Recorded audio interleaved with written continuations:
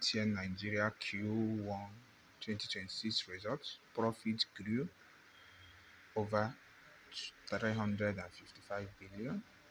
One of the strong leg there is one of the core reason is because of is a repricing stuff because of tariff was increased by 50%, and most people that took the haircut is the consumer business unit.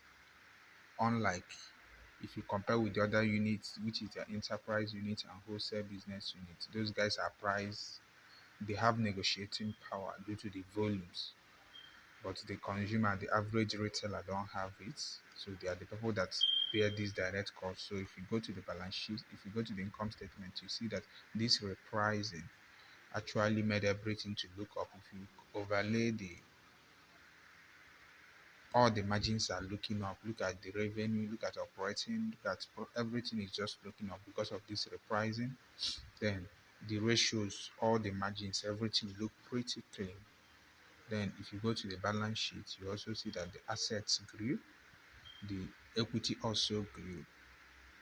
But if the total liability dropped, and the net working capital is under pressure, that is why if you look at the key short-term leverage ratios like your current ratio, you see that it's pretty down.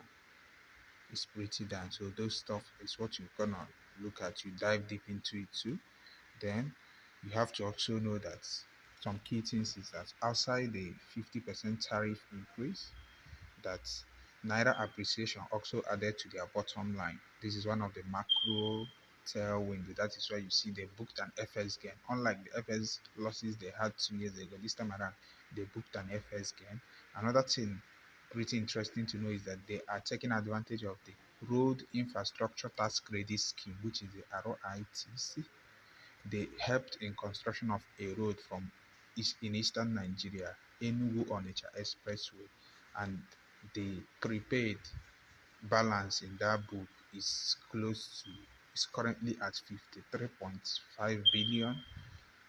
Then another thing to also pay attention to is that as the share price is increasing, it is also pressuring the income statement. Why? Because some of their staff, they do this SBP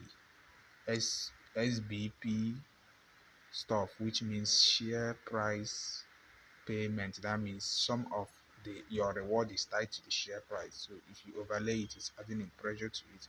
But net, the data revenue is increasing,